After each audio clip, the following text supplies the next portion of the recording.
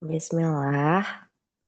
Assalamualaikum warahmatullahi wabarakatuh. Waalaikumsalam warahmatullahi wabarakatuh. Alhamdulillah, wassalatu wassalamu ala rasulillah wa ala alihi wa sahbihi ajma'in amma ba'du. Rabbi syrah li sadri wa yassir li amri wahlul 'uqdatam min lisani yafqahu qawli.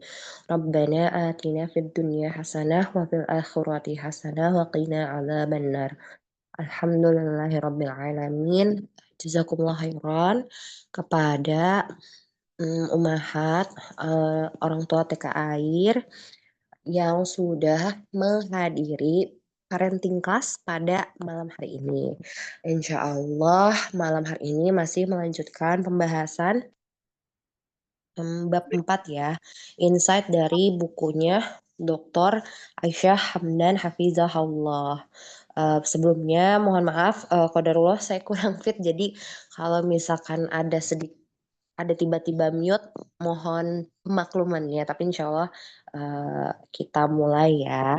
Jadi bulan kemarin itu bahas bab 4 yang awal ya, tentang ilmu dan pendidikan dalam Islam ya. Jadi mungkin highlight sedikit poin-poin yang dibahas bulan kemarin itu ada tentang pentingnya ilmu atau urgensinya orang tua itu berilmu ya, untuk dalam konteks mengasuh dan membersamai anak-anak. Terus juga dilanjut Dr. Aisyah ini menjelaskan tentang makna ilmu itu sendiri, terus gimana sih ilmu dan orang tua itu, terus juga ilmu-ilmu apa saja yang perlu diajarkan dalam proses pengasuhan anak.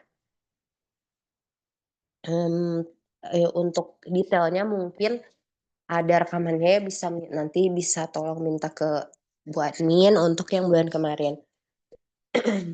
Untuk yang poin pada malam hari ini, insya Allah kita sudah memasuki subbab dari bab 4 ini tentang metode pendidikan dan pengajaran Nabi Muhammad Shallallahu Alaihi Wasallam. Jadi memang bisa kita sebagai umat muslim ya, alhamdulillah punya suri tauladan yang luar biasa, yaitu Nabi Muhammad Shallallahu Alaihi Wasallam. Beliau Shallallahu Alaihi Wasallam itu teladan ideal dalam semua aspek kehidupan kita. Termasuk juga dalam hal ini kan pendidikan dan pengajaran pada anak-anak ya. Jadi kalau Dr. Aisyah ini memang menulis ini kan anak-anak secara general, tapi semoga kita bisa mengambil ibrohnya lalu mengaitkannya dengan anak-anak usia dini. Rasulullah Shallallahu Alaihi Wasallam juga merupakan pendidik dan guru terbaik ya bagi para sahabatnya. Makanya ya bisa dilihat ya, maksudnya cetakan muridnya Rasulullah Shallallahu Alaihi Wasallam itu luar biasa ya, karena kan generasi emas ya, generasi terbaik umat Islam ya. Itu sahabat, terus sahabat juga kan ibaratnya mengajar lagi, itu tabiin, lalu tabiin mengajar lagi, tabiut tabiin. Nah, 3 generasi ini tuh generasi umat Islam yang terbaik, karena memang apa ya, mungkin bahasa sekarangnya foundernya gitu ya, atau pionirnya itu adalah Rasulullah Shallallahu Alaihi Wasallam. Ya, Jadi Rasulullah menghabiskan waktu berjam-jam untuk mengajarkan aspek ya, rincian dari agama. Dalam pengajarannya juga beliau itu menggunakan berbagai metode pendidikan yang bisa diterapkan dalam pengasuhan anak.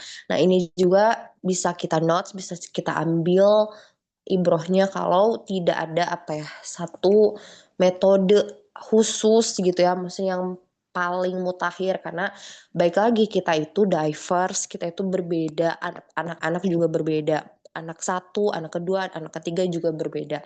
Bahkan anak kembar juga berbeda. Dalam pendekatannya pun itu berbeda gitu, sesuai konteks. Ini sudah diterapkan oleh Rasulullah Shallallahu Alaihi Wasallam. Nah, kata Dokter Aisyah, jadi saking banyaknya, cuman di bukunya Dokter Aisyah ini dibahas beberapa saja yang semoga bisa membantu kita, orang tua, dalam mengembangkan ya, dan meningkatkan gaya pengasuhan kita di rumah. Ya gitu ya, disesuaikan lagi setelah kita tahu nih ilmunya, kita endapkan dulu, terus kita bisa apa ya, mengaitkannya atau menerapkannya ke kehidupan kita sehari-hari bersama anak. Terus juga Dokter Aisyah bilang kita perlu paham ya kalau pendidikan dan pengajaran itu kan proses yang kompleks. Keduanya itu jadi bukan cuma mengajarkan prinsip-prinsip aja atau aturan syariat Islam aja, tapi orang tua sebagai guru harus juga menjalin hubungan baik dengan anak-anaknya terlebih dahulu. Nah, ini juga penting kita pahami, kita sadari kalau hmm, materi atau apa ya, ya materi-materi atau konten-konten edukasi saja bukan itu yang terpenting ya, tapi bagaimana hubungan kita kepada anak juga itu penting. Jadi tidak hanya hal-hal fisik saja yang kita concern gitu, tapi juga bagaimana hal-hal yang tidak terlihat yaitu hubungan kita dengan anak, koneksi dengan anak gitu. Kalau koneksi kita kuat, kalau kita semakin kuat koneksi kita, semakin lekat kita dengan anak, semakin aman kelekatannya gitu. Ini tuh bisa dengan mudah ya, anak tuh meresap ke dalam pikiran dan hati anak-anak gitu. Nah, jadi di sini ada beberapa teknik-teknik yang dilakukan oleh Nabi Muhammad SAW dalam menguatkan ilmu di dalam hati dan pikiran anak-anak. Nah, di sini di subbab ini itu ada contohnya teknik-tekniknya itu ada beberapa di antaranya memberi perumpamaan atau pengilustrasian, terus juga memberikan kisah-kisah naratif, terus juga bersumpah juga ada, memberikan teladan serta nasihat serta tapi ya gitu ya, pemilihan teknik-teknik ini tuh lagi-lagi tergantung pada sifat topik, masalah, kepribadian seseorang. Bisa jadi kan eh, orang ini kan mungkin ya kalau kita lihat sirah gitu ya, setebal itu bagaimana Rasulullah saat berinteraksi sama anak-anak, bagaimana Rasulullah berinteraksi sama anak remaja itu kan juga berbeda ya gitu, dan pokoknya aspek situasional lainnya. Di sini berarti ada setidaknya 5 poin ya yang insya Allah akan dibahas. Yang pertama itu tentang sebentar ya Umahat izin.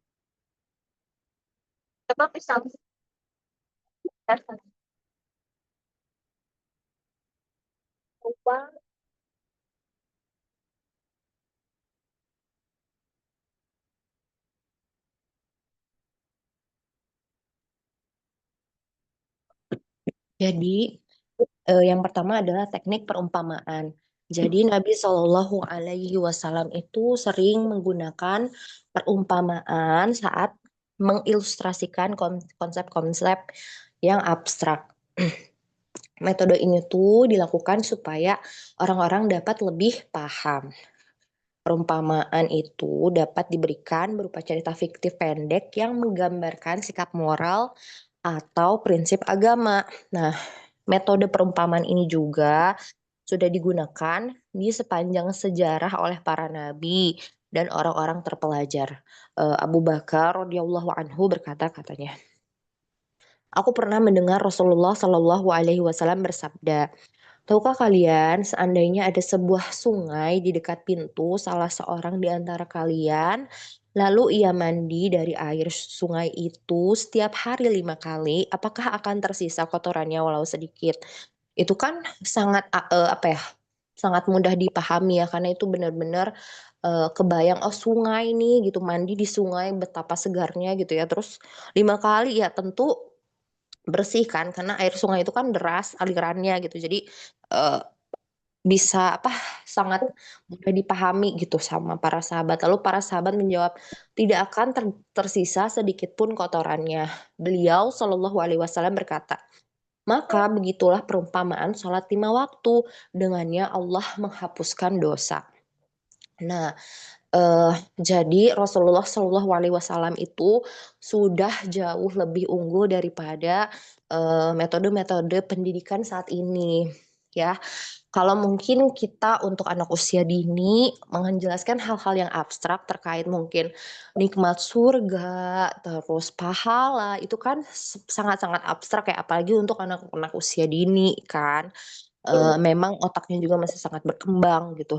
Belum sampai, tahapan perkembangannya belum sampai, eee, apa, hal-hal yang abstrak seperti itu. Makanya bisa dibantu dengan mengaitkan dengan kehidupan sehari-hari. Nah, kalau mungkin kalau kaitkannya dengan kita nih, yang punya anak-anak usia dini atau yang masih belajar nih, konsep-konsep masih banyak belajar tentang konsep-konsep yang konkret dari hal-hal yang dunia nyata ya, pengalaman-pengalaman mereka sehari-hari, kita tuh bisa, eee, istilahnya mungkin role play ya, misalkan, anak perempuan, punya boneka, terus kita main apa ya, ya udah kita main cerita-ceritaan, terus misalkan si bonekanya jadi, eee, suatu tokoh tertentu kayak gitu. Misalkan contohnya, mmm, ada anak ya, misalkan anak ini mogok sekolah misalkan ya, ya mungkin karena temperamennya ini, eee, slow to warm up ya, jadi memang butuh waktu sebentar untuk bisa blend in, untuk bisa berbaur sama anak-anak sama teman-temannya di sekolah. Nah, orang tua di rumah bisa bantu dengan role play gitu. Role play kan, eee, misalkan ya boneka tadi ya, misalkan ada 5 boneka, yang satu boneka jadi anaknya itu, yang, sisanya jadi teman-temannya si anak tersebut. Lalu atau mungkin satu bonekanya jadi ustazah misalkan. Nah, dari situ kita bisa, misalkan ibu bisa membuat satu kondisi, "Oh, di kelas tuh seperti ini ya," kayak gitu. Atau mungkin misalkan ada adik kakak ya, terus misalkan, kakaknya ini tuh ibaratnya ya wajar ya mungkin adiknya baru lahir gitu kan, terus ada rasa cemburu dan lainnya. Nah, itu juga kan bisa penanaman kasih sayang kepada adik, itu bisa melalui role play dengan bermain gitu, hal-hal yang dia tuh udah biasa mainnya. Misalkan kalau anak laki-laki, oh biasanya mainnya, robot-robotan, berarti kan role play-nya misalkan sama robot. Jadi hal-hal tersebut ya, hal-hal yang misalkan, ya kamu tuh misalkan ya sayang sama adik, kan konsep sayang tuh gimana sih gitu, itu kan juga hal-hal yang abstrak ya, untuk membuat mudah memahamkan kepada anak yang abstrak itu butuh pendekatan yang konkret, dalam hal ini mungkin bisa dengan role play gitu kalau anak-anak usia dini gitu. Begitupun misalkan, kalau mau mengajarkan atau mau mengenalkan tentang syariat gitu, syariat misalkan mengenalkan sholat gitu kan, itu ya kita juga bisa selain kita mencontohkan ya nanti mungkin dibahas di bawah poin selanjutnya, kita juga bisa role play gitu ya, ajak mainan kesukaannya misalkan sholat gitu, ya dibentuk situasi lagi tutorial mau sholat tapi ya itu mainan kesukaannya gitu. Terus selanjutnya adalah kisah-kisah naratif. Jadi berkisah adalah metode yang sangat brilian, menyenangkan juga, dan efektif untuk mengajarkan keyakinan, nilai, dan moral kepada anak-anak. Jadi hal ini tentu berlaku untuk anak-anak kecil yang memiliki rentang perhatian yang pendek, serta membutuhkan interaksi yang menarik perhatian. Dan itu ya untuk anak-anak usia dini ya gitu, tapi nanti, saya baca dulu sampai selesai. Nabi Shallallahu alaihi wasallam sering menggunakan metode ini kepada para sahabatnya. Jadi dalam sebuah kesempatan katanya diceritakan bahwa Nabi Shallallahu Alaihi Wasallam bersabda, sesungguhnya Allah sangat gembira dengan taubat hambanya ketika ia bertaubat padanya melebihi kegembiraan seseorang di antara kalian yang berada di atas kendaraannya dan berada di suatu tanah yang luas atau padang pasir. Lalu hewan yang ditungganginya lari meninggalkannya. Padahal di hewan tunggangannya itu ada perbekalan makan dan minumnya. Sehingga ia pun menjadi putus asa. Kemudian ia mendatangi sebuah pohon dan tidur berbaring di bawah naungannya dalam keadaan hati yang telah berputus asa. Tiba-tiba ketika ia dalam keadaan seperti itu, kendaraannya tampak berdiri di sisinya. Lalu ia mengambil ikatnya karena sangat gembiranya. Maka ia berkata, Ya Allah, engkau adalah hambaku dan aku adalah Robmu. Ia telah salah mengucapkan karena sangat gembiranya. Jadi, kalau istilahnya sekarang itu kan storytelling, reading aloud, atau bukis play dan lain-lain itu tuh lagi-lagi agama Islam atau Rasulullah Shallallahu Alaihi Wasallam sudah jauh 1400 tahunan yang lalu sudah mencontohkannya, menteladankannya gitu ya, menjadi pionir sebelum ada istilah-istilah itu, sebelum ada penelitian tentang manfaat reading aloud, tentang manfaat membacakan satu buku satu hari kepada anak. Itu tuh Rasulullah Shallallahu Alaihi Wasallam sudah mencontohkannya. Jadi tadi kan juga Dokter Aisyah itu eee, memaparkan kalau misalkan kisah naratif ini itu adalah metode yang efektif untuk anak-anak yang memang rentang konsentrasinya masih pendek. Karena yaitu anak usia dini itu sangat responsif ya terhadap cerita gitu, hal-hal yang, sesuatu yang baru itu tuh menarik bagi mereka, ini tuh efektif buat kita menanamkan nilai-nilai seperti tauhid, akhlak yang baik, adab yang baik gitu, hal-hal yang benar. Nah itu tuh bisa dengan cerita-cerita. Ya alhamdulillah ya sekarang tuh sudah banyak, mmm, buku-buku yang sudah terkurasi sama ya yang ahlinya gitu ya. Jadi, misalkan buku-buku dengan rima tertentu gitu kan, atau mungkin buku-buku yang konteksnya tentang cerita kisah nabi, tentang adab misalkan adab ke toilet misalkan, atau saat gimana saat anak ini mengenal emosi dan lain-lainnya itu kan sudah banyak sekali ya. Tinggal kita tuh mau beli atau mungkin butuhnya yang mana kan itu lagi-lagi sesuai konteks anak kita. Misalkan, saat ini nih, oh ini anak kenapa ya, misalkan lagi Mmm, marah terus misalkan, oh mungkin kita bisa beli buku-buku tentang mengenal emosi gitu, barangkali memang anak ini tuh belum tahu ini tuh nama emosinya apa gitu, cuman ya udah kita tahu itu nama emosinya marah, tapi anak tuh belum tahu. Makanya misalkan bisa dengan kita membelikan macam-macam, buku cerita tentang emosi gitu. Karena ya di buku cerita itu kan pertama ya apalagi yang zaman sekarang ya, ya ada gambarnya juga, tervisualisasi juga, terus biasanya kata-kata yang ada di buku itu tuh pendek-pendek ya, jadi juga kita sebagai orang tua bisa apa ya, bisa, mmm, explore gitu ya, maksudnya nggak sesuai teks buku, ya udah kita sesuaikan konteks juga nggak apa-apa, sesuai konteks anaknya gitu. Eee, Begitupun saat kita mau mengenalkan cerita-cerita nabi, cerita sahabat, atau mungkin perumpamaan sederhana misalkan dengan, teladan-teladan yang baik seperti apa gitu. Cerita-cerita ya tentu ya kalau yang anak usia dini, cerita-cerita tentang keberanian, tentang, nikmatnya di surga, terus, manfaat kalau kita berbuat baik. Nah itu memang itu sangat direkomendasikan untuk anak-anak usia dini gitu. Jadi untuk, hal-hal yang menyeramkan dulu ya, maksudnya menyeramkan dalam artian untuk, cerita-cerita tentang azab neraka dan lain-lain memang jangan dulu pada fase usia dini, karena pada fase ini anak-anak itu butuh kenal dulu sama agama kita, butuh cinta dulu sama anak kita, sama agama kita, butuh merasa aman dulu sama agama kita. Makanya untuk kisah-kisah pun, memang katanya disarankan hal-hal yang, mengandung kebaikan, pokoknya hal-hal baik gitu ya tentang cerita tentang, misalkan,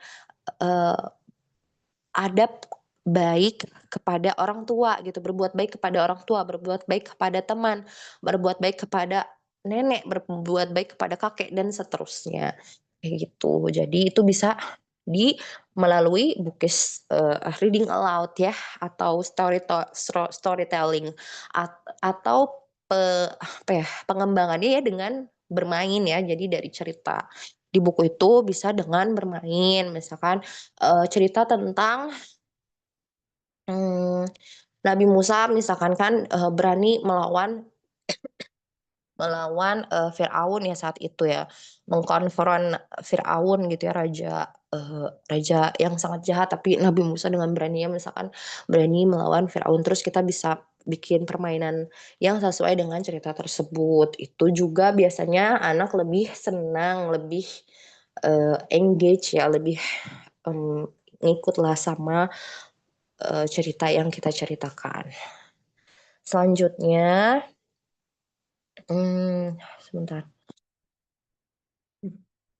Tentang poin bersumpah. Jadi memang kadang-kadang katanya, oh iya ini karena memang untuk yang baru bergabung, jadi kan memang ini saya dapat dari tempat saya berkuliah, jadi saya nggak bisa menunjukkan full isi e-book-nya gitu, ya untuk apa ya, berhati-hati ya tentang copyrights dan lain-lain.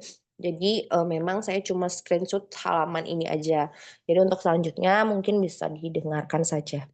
Poin tentang bersumpah selanjutnya, jadi kadang-kadang salah satu cara Nabi Shallallahu Alaihi Wasallam dalam menarik perhatian seseorang, yakni dengan bersumpah. Ini adalah teknik yang sangat berharga, khususnya ketika kita hendak menekankan konsep-konsep penting. Abu Suraih meriwayatkan bahwa Nabi Shallallahu Alaihi Wasallam berkata, "Demi Allah tidak beriman, demi Allah tidak beriman, demi Allah tidak beriman." Lalu beliau ditanya, "Siapa wahai Rasulullah?" Beliau menjawab, "Orang yang tetangganya tidak merasa aman dari kejahatannya." Jadi memang pada ya tadi ya, karena Rasulullah Shallallahu Alaihi Wasallam itu, eee, dalam menjadi suri tauladan mengajarkan itu sesuai konteks gitu. Intinya untuk menarik kalau saat, Nabi Shallallahu Alaihi Wasallam bersumpah ini adalah untuk menarik perhatian sahabat, agar lebih serius mendengar pesan-pesan yang penting, gitu. Tadi kan konteksnya hadis tentang bagaimana adab seseorang dalam bertetangga, gitu. Kalau mungkin konteksnya dengan anak usia dini, kalau hal-hal yang penting bisa dengan kita kaitkannya dengan intonasi mungkin, ekspresi wajah, atau penekanan kalimat tertentu gitu, agar anak itu sadar suatu pesan itu penting. Misalnya saat kita bercerita tentang adab makan ya misalkan, kan memang sangat-sangat dianjurkannya makan dengan tangan kanan ya. Misalkan ada saat cerita itu, eee, situasi cerita itu tuh lagi menjelaskan makan dengan tangan kanan. Nah, itu bisa misalkan, "Oke, sekarang, aku harus makan pakai tangan kanan," misalkan gitu ya, kayak gitu. Atau mungkin dari ekspresi wajah, atau langsung kita contohin, pokoknya sedemikian rupa untuk menekankan, "Oh, ternyata makan dengan tangan kanan itu sepenting itu loh," gitu. Karena itu yang membedakan kita dengan, mmm musuh kita yaitu jin, kan kalau jin makannya pakai tangan kiri, kalau kita makannya pakai tangan kanan, kayak gitu. Nah terus, poin selanjutnya, setelah bersumpah adalah metode bertahap atau gradual. Jadi nggak langsung dari yang susah ya gitu, pelan-pelan gitu. Jadi, eee, di Dokter Aisyah ini dalam bukunya, berkata, jadi mengetahui betapa rumitnya dan sulitnya kehidupan, Rasulullah Shallallahu Alaihi Wasallam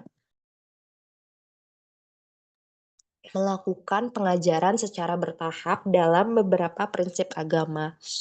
Metode ini paling sering digunakan untuk mengajarkan terkait larangan-larangan kejahatan sosial seperti alkohol, misalkan berbuat zina dan lain-lain.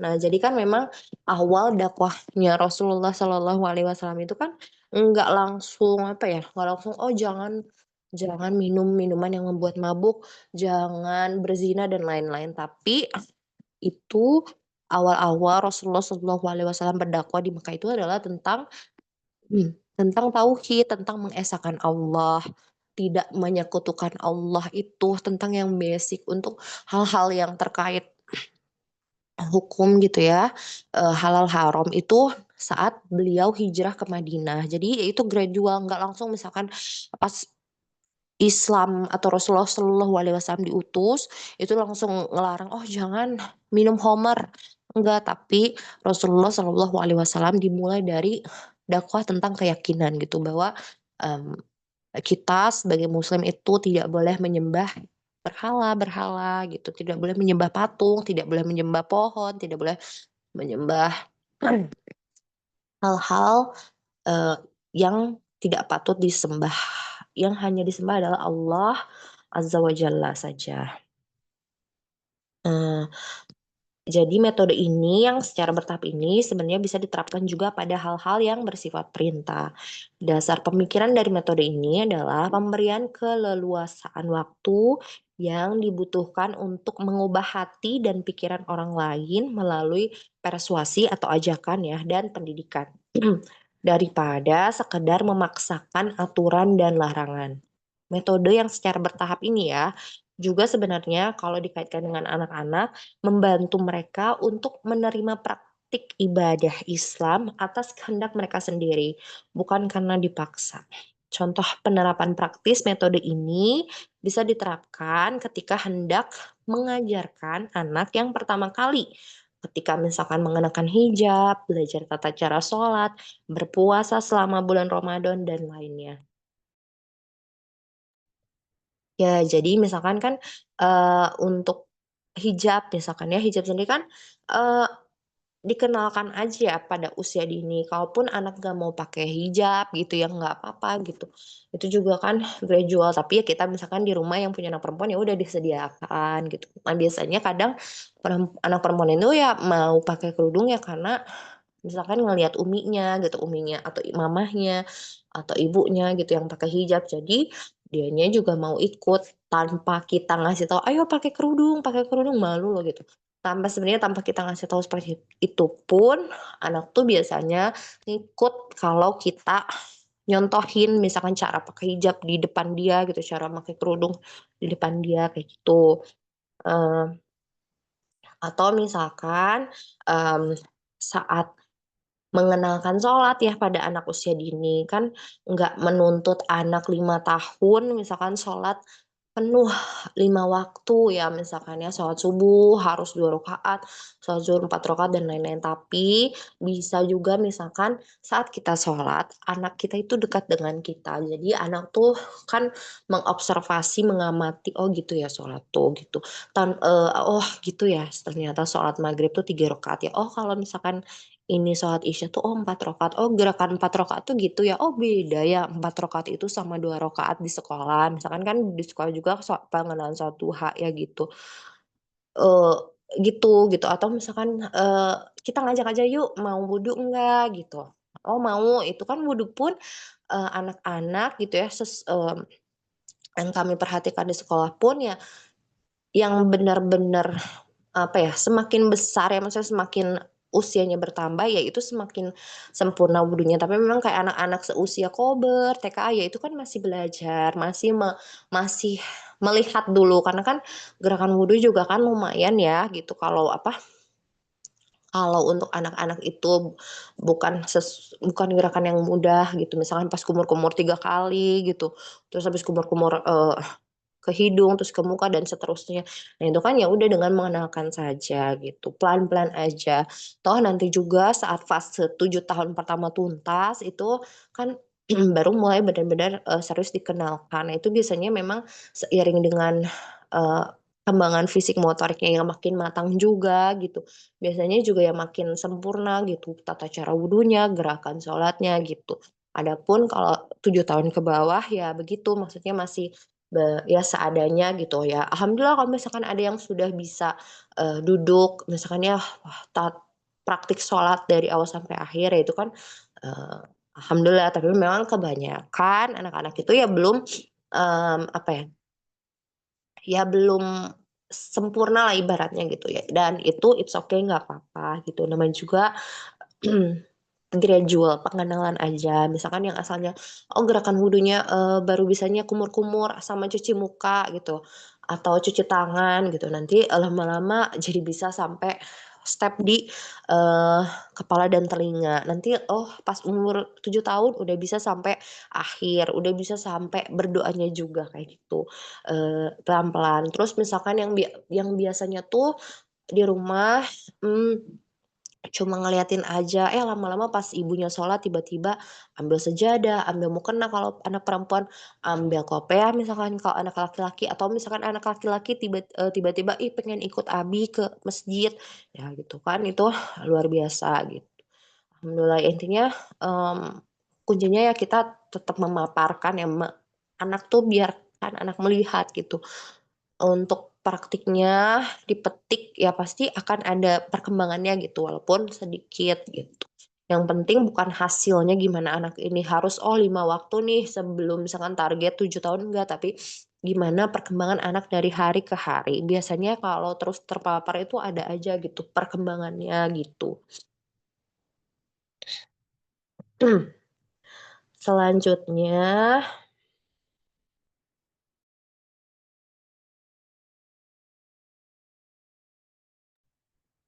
setelah poin metode bertahap ini ada poin menawarkan alternatif lainnya. Maksudnya gimana? Sebentar. Jadi Dokter Aisyah ini, menuliskan, katanya salah satu cara Nabi Shallallahu Alaihi Wasallam dalam mengoreksi kesalahan orang, yakni dengan menawarkan alternatif perilaku yang lebih layak dari perilaku buruk yang sudah dilakukan. Dengan melakukan ini, orang tersebut akan terhindar terhindar dari rasa malu, serta mengurangi kemungkinan menolak untuk berubah. Dalam sebuah hadis diriwayatkan bahwa Nabi Shallallahu Alaihi Wasallam pernah melihat dahak di kiblat. Beliau merasa terganggu akan hal tersebut hingga terlihat di wajah beliau. Lalu beliau berdiri dan menggosoknya dengan tangan beliau. Beliau Shallallahu Alaihi Wasallam bersabda, sesungguhnya salah seorang di antara kalian apabila berdiri dalam sholatnya, maka ia sedang bermunajat kepada Robnya, atau Robnya berada di antara dia dan kiblat. Maka janganlah salah seorang di antara kalian meludah ke arah kiblat. Akan tetapi hendaklah ia meludah ke sebelah kirinya atau di bawah kakinya. Lalu beliau memegang ujung selendangnya dan meludah padanya, kemudian menggosok-gosokkan kainnya tersebut. Setelah itu beliau bersabda atau melakukan yang seperti ini, katanya hadis riwayat Bukhari. Nah, jadi,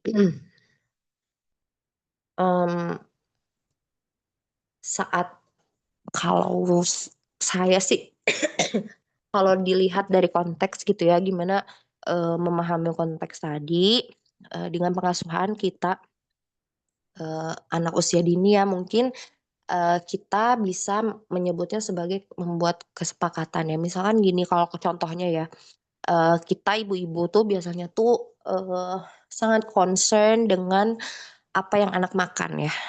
Biasanya itu kan, jam makan, terus pola makan, terus apa yang dimakan dan lainnya. Tapi misalkan anak tuh apa ya, istilahnya kan GTM misalkan ya, nggak mau makan, tapi di sisi lain dia tuh butuh kan makan tuh, masa seharian nggak makan misalkan.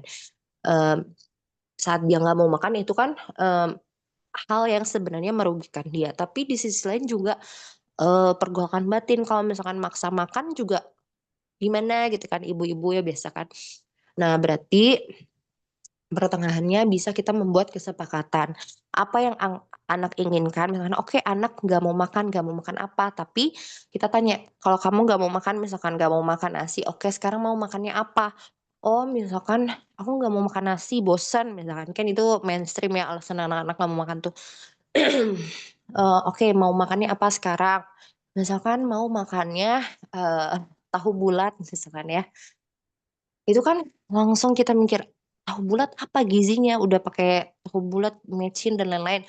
Oke, misalkan oke kalau mau makan tahu bulat tapi, tahu bulat iya, telur iya ya, misalkan telur telur rebus atau telur dadar iya gitu, telurnya 2 misalkan. Kalau nggak mau pakai nasi ya udah tapi ada telur 2, ada tahu bulat gitu. Jadi, saat makan apa yang anak inginkan dikabulkan, tapi seliti juga apa yang anak butuhkan di piring itu gitu. Jadi kita tetap bisa menawarkan alternatif walaupun anak ingin, sesuatu yang berbeda dari apa yang kita inginkan juga gitu. Terus, selanjutnya tentang oh salah, selanjutnya tentang poin terakhir di bab ini adalah memperhatikan aspek-aspek yang melekat pada sifat manusia. Jadi Nabi Shallallahu Alaihi Wasallam sangat memahami sifat, perasaan, serta emosi alamiah manusia. Jadi sebelum ada istilah ilmu psikologi gitu ya, ilmu perkembangan anak, ilmu apalagi ilmu pendidikan, ilmu parenting dan lain-lain, Rasulullah Shallallahu Alaihi Wasallam lagi-lagi suri tauladan kita sudah, menerapkannya, sudah melakukannya pada saat itu, gitu. Jadi beliau Shallallahu Alaihi Wasallam, beliau itu bersabar terhadap kesalahan ataupun perilaku orang lain yang tidak pantas. Konsep ini, tentu ya dapat diterapkan dalam konteks anak-anak yang sering bertindak sesuai naluri alamiah mereka. Di sini ada kunci ya yang jadi reminder kita semua ya, terutama kita sebagai ibu-ibu dengan gejolak hormon dan dengan, ya, hati kita ya, fitrah perempuan ya yang lebih mendahulukan perasaan gitu. Ya, kita bisa mencontoh Rasulullah Shallallahu Alaihi Wasallam bersabar terhadap kesalahan, ini mungkin kunci ya, kunci. Bersabar terhadap kesalahan ataupun perilaku yang dirasa tidak pantas. Nah, ini bisa diterapkan ya, karena memang anak-anak usia dini tentu ya. Biasanya kalau yang anak-anak usia dini kan masih apa ya, ya ngetes batasan kita ya. Masih pengen lihat reaksi orang, kalau aku ngelakuin ini mama bakal gimana ya? Kalau aku misalkan bikin eksperimen gini, apa ya ekspresi dia gitu. Oh kalau misalkan aku rebut mainan adik aku gimana ya, reaksi orang sekitar. Nah anak tuh masih sering apalagi fase anak-anak usia dini ya masih sering seperti itu. Jadi biasanya kok ada yang menurut kita, apa ya bahasa Sundanya mahiwal gitu ya, atau bahasa kekiniannya di luar nurul gitu dan lain-lain, ya itu tuh emang masih naluri alamiah mereka gitu. Jadi, ada juga hadisnya katanya sebagaimana dalam hadis, suatu ketika Nabi Shallallahu Alaihi Wasallam di rumah salah seorang istri beliau, tiba-tiba istri yang lain mengirim mangkuk berisi makanan. Melihat itu, istri yang rumahnya kedatangan Rasul memukul tangan pelayan pembawa makanan tersebut.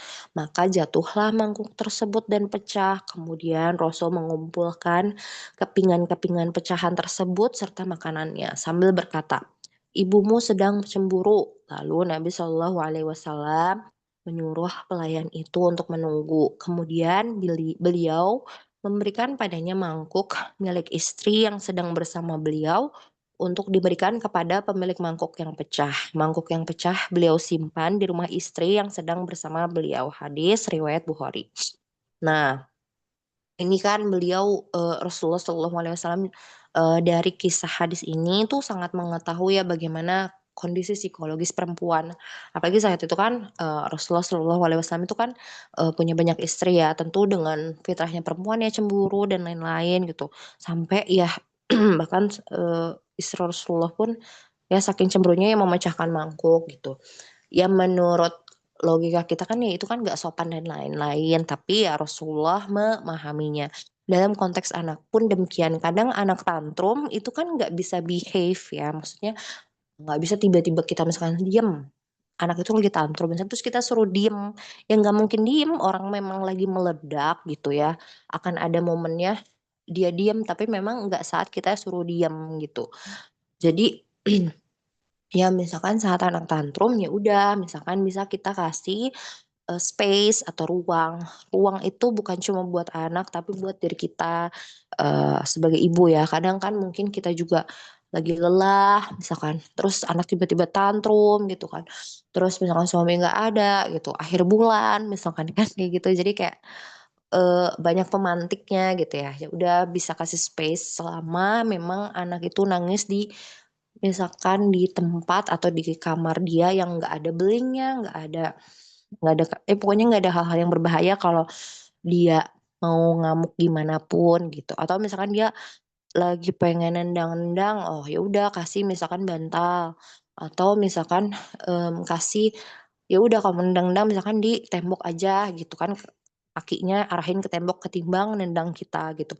Atau misalkan kalau lagi pengen apa ya, pengen gigit-gigit misalkan kan, ya udah kita kasih boneka gitu kan, ya untuk mengeluarkan aja si, apa ya, apa ya bahasa Sundanya, dedek gitu ya, kayak, sampah sampah emosi yang terpendam di anak gitu. Jadi biar dikeluarkan gitu. Terus kalau udah reda kan biasanya juga anak tuh nanti cari ibunya, nanti cari ya yang dia merasa aman.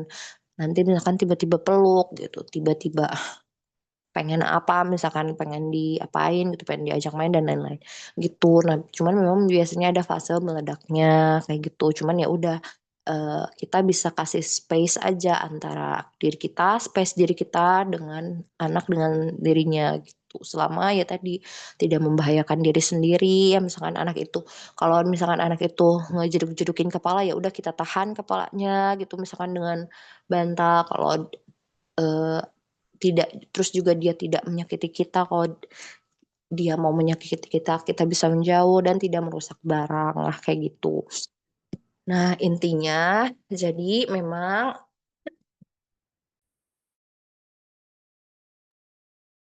eee, itu poin-poin, gimana sih beberapa poin ya, contoh bagaimana Rasulullah Shallallahu Alaihi Wasallam, metode ya pendidikan dan pengajaran beliau, yang sebenarnya itu masih sebagian ya, dan ternyata ini tuh kesemuanya itu sudah Rasulullah Shallallahu Alaihi Wasallam terapkan jauh lebih dulu dari ilmu-ilmu parenting modern.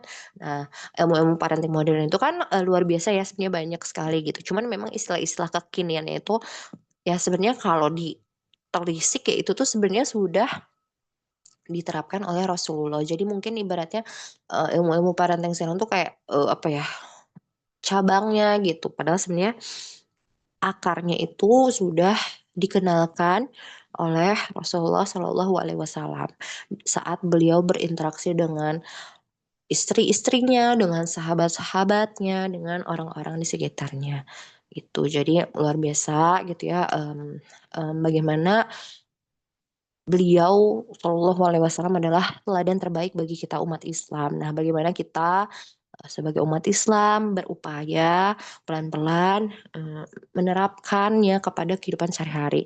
Nah, kesimpulannya ya tadi ya, kata Dokter Aisyah. Jadi kan ini sebenarnya secara general. Metode ini tuh secara general kita ketahui. Nah, kita tuh bisa menerapkannya, kita bisa mengembangkannya, disesuaikan dengan kondisi keluarga kita, kondisi anak-anak kita. Misalkan, oh anak yang pertama ini kayaknya lebih cocok, lebih banyak pakai, diceritain pakai, reading aloud ya, lebih seringnya, bagusnya. Oh tapi kalau anak kedua tuh kayaknya lebih cocoknya tuh metode yang gradual aja, pelan-pelan gitu, ngeri gitu ibaratnya pelan-pelan gitu. Oh tapi kalau anak yang ketiga misalkan bisa dengan, mmm, perumpamaan gitu ya, dengan, sering diajak ke alam gitu kan, misalkan sering diajak ke mana gitu untuk diambil, oh perumpamannya apa gitu, kisah yang bisa diambil dari hari ini dan lain-lainnya gitu. Jadi ya tentu ya disesuaikan dengan masing-masing kita dan anak kita. Nah, itu alhamdulillah ya sudah selesai. Kalau untuk pekan depan insya Allah berarti sudah masuk ke bab 5 tentang fitrah ya. Ini tuh sering banget ya kita dengar nih fitrah, fitrah, fitrah. Insya Allah kita lebih apa ya ulik, kita bahas bulan depan di parenting class selanjutnya. Insya Allah. Alhamdulillah sudah selesai. Saya mohon izin mengakhirinya parenting class kali ini. Jazakumullah khairan atas kehadirannya pada malam hari ini. Semoga apa yang kita dengar ya pada parenting class malam hari ini kita bisa mengetahui juga ya mengetahui alhamdulillah memahami dan membadankannya pada kehidupan sehari-hari kita kan sebenarnya kuncinya yang penting itu menerapkannya ya gitu. Bagaimana ilmu yang kita tahu kita bisa terapkan walaupun secuil sedikit it's okay yang penting diterapkan gitu. Doa kafaratul majelis.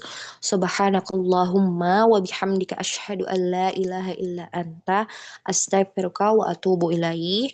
Wassalamualaikum warahmatullahi wabarakatuh.